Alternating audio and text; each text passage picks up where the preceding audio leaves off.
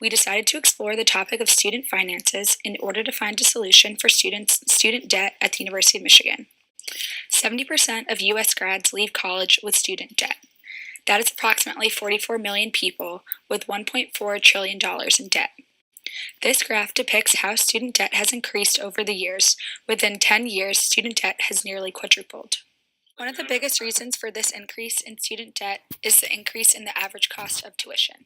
Between 1971 to 2017, tuition increased every year from an average of approximately $10,000 per student to $33,500 per student. This is a $22,500 increase, taking into account inflation. The nation's top 50 private universities, as ranked by the U.S. News and World Report, are upping their tuition by an average of 3.6%. Some universities are even raising their tuition rates by more than 4%. Students cannot keep up with this increase in tuition. In Finland, majority of students are able to obtain higher education at little to no cost, allowing them to be one of the best countries in terms of having low student debt. They accomplish this in many ways, namely with the Universities Act. In Finland, education is viewed as a fundamental right, and strong emphasis is placed on equal education for everyone. By providing free tuition for everyone, even citizens of other countries, the Universities Act allows for students of all income backgrounds an opportunity at receiving an equal education, thus closing the gap between the strongest and weakest students.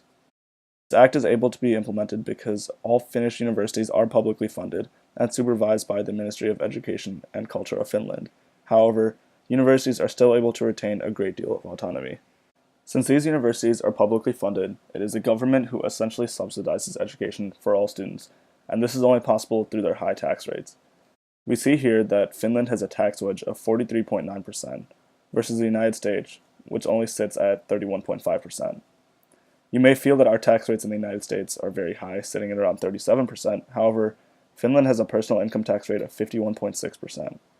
While this is a significant difference in income tax between the two countries, with free tuition for all students, Finland is able to enjoy having little to no student debt, as their average cost of living as a student is only 700 to 900 euros per month.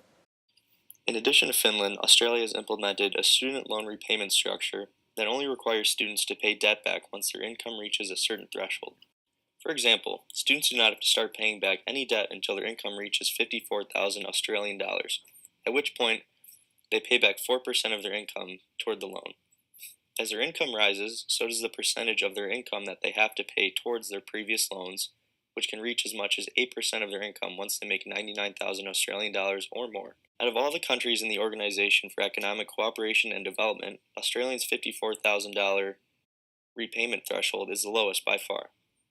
Compare the structure to a country like America, where income-based repayment is optional, but not standard, as students that want this kind of structure have to apply to get it.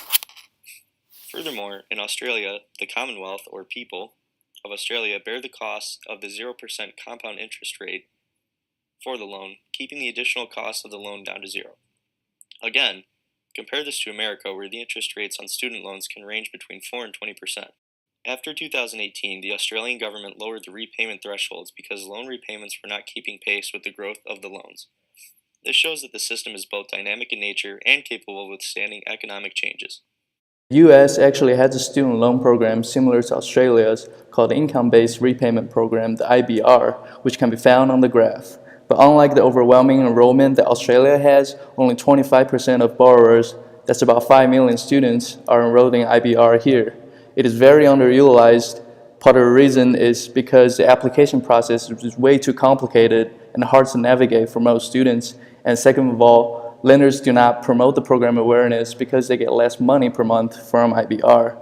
Students pay 10 to 15% of monthly income once they're enrolled for 20 or 25 years until any remaining loan balance is forgiven, which is possible through forms of public service, such as working for the government at any level or working for some nonprofit organizations.